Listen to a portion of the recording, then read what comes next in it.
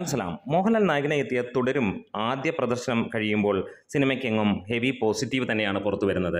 അതെ, അതിഗംഭീരമായിട്ടുള്ള ഒരു ചിത്രം എന്ന പേരിൽ തന്നെ വരുന്നു. ഫസ്റ്റ് ഹാഫ് എങ്ങനെയായിരുന്നു എന്ന് പറഞ്ഞു കഴിഞ്ഞാൽ മികച്ച റെസ്പോൺസ് തന്നെയായിരുന്നു. മികച്ച രീതിയിൽ ആളുകൾക്ക് ഇഷ്ടപ്പെടുന്ന രീതിയിൽ കൊണ്ടുവന്ന ചിത്രം എന്നുള്ളത് തന്നെയായിരുന്നു. സെക്കൻഡ് ഹാഫ് നല്ലതാവുകയാണെങ്കിൽ സിനിമ കത്തും എന്നുള്ളത് ഉറപ്പാണെങ്കിൽ ഇത് നമ്മൾ ആദ്യം തന്നെ കഴിഞ്ഞ അല്ലെങ്കിൽ ഇന്നലെ പറഞ്ഞ പോലെ തന്നെ ഒരു മാറ്റവുമില്ല. സിനിമ ഒരു ഗംഭീര സിനിമ, ഒരു വണ്ടിഭ്രാന്തൻ സിനിമ എന്ന് തന്നെയാണ് പറയുന്നത്. വാഹനങ്ങളെ ഇഷ്ടപ്പെടുന്ന ആളുകളുടെ മനസ്സിൽ എങ്ങനെയായിരിക്കാം എന്നുള്ള കാര്യങ്ങൾ അത് കൃത്യമായി കാണിച്ചിരുന്നു. ഒപ്പം കാലങ്ങൾക്ക് ശേഷം ഓരോ മോഹൻലാൽ ആരാധകരും മനസ്സിൽ കാത്തു വെച്ചിരുന്ന ഒരു കാര്യം, ഇതുവരെ കണ്ട മോഹൻലാൽ, കഴിഞ്ഞ 5-6 വർഷങ്ങളിൽ കണ്ട മോഹൻലാൽ അല്ല ഞങ്ങൾക്ക് വേണ്ടത് എന്നുള്ളതാണ്. ശരിക്കും ഒരു അഭിനേതാവ് എന്നുള്ള നിലയിൽ അമ്മാതിരി ഞെട്ടിക്കുന്ന പ്രകടനമായിട്ടുള്ള മോഹൻലാലിനെ തന്നെ കാണാൻ കഴിയുന്നു എന്നുള്ളത് തന്നെ. അതും വൺ മാൻ ഷോയിലൂടെ തന്നെ കാര്യങ്ങൾ മുന്നോട്ട് കൊണ്ടുപോകുന്നു മോഹൻലാൽ.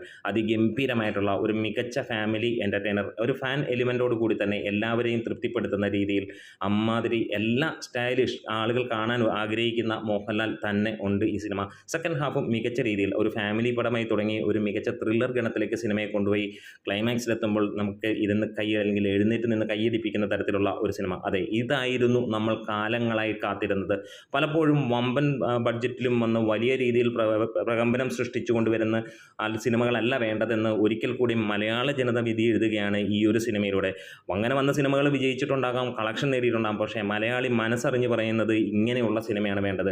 ഉറപ്പിച്ചോളുക, ഈ സിനിമ വമ്പൻ ഹിറ്റാണ്. 100 കോടി 200 കോടിയൊന്നും ആരും ചിന്തിക്കേണ്ട, അതിൻ്റെ മുകളിലേക്കൊക്കെ പൊക്കോളും. അത് കാശിൻ്റെ കാരണം. മലയാളിക്കോ മനുഷ്യനോ അല്ലെങ്കിൽ ഒരു പ്രേക്ഷകനോ വേണ്ടത് അങ്ങനെയുള്ള സിനിമയല്ല, കണ്ടിരിക്കാം, കണ്ട് ഇഷ്ടപ്പെടണം എന്നുള്ളത്. അത് തന്നെയാണ് ഈ സിനിമ. അത് തന്നെയാണ് ഒറ്റ വാക്കിൽ പറയാനുള്ളത്. ഇതിനകത്തിലെ മ്യൂസിക് കാര്യങ്ങളെല്ലാം ഗംഭീരമാണ്. പ്രത്യേകിച്ച് തരുൺ മൂർത്തി, ഒരു ഡയറക്ടർ മൂവി എന്ന് പറയുന്നത്, പലപ്പോഴും ഡയറക്ടർ മൂവികളാണ് നമ്മളെ എന്നും ഹൃദയത്തിൽ ചേർത്ത് വെക്കാറുള്ളത്. അത് തന്നെയാണ് തരുൺ മൂർത്തിയുടെ ഈ ഒരു സിനിമയും. മൂന്നാമത്തെ സിനിമയും മികച്ച രീതിയിൽ തന്നെ കൊണ്ടുപോകുന്നു. ഒന്നും തന്നെ പറയാനില്ല, ഒരു നെഗറ്റീവും പറയാനില്ല. ഗംഭീരമായിട്ട് എന്ത് എക്സ്പെക്ട് ചെയ്തു അതിന് മുകളിൽ കിട്ടുന്ന ഒരു ചിത്രം.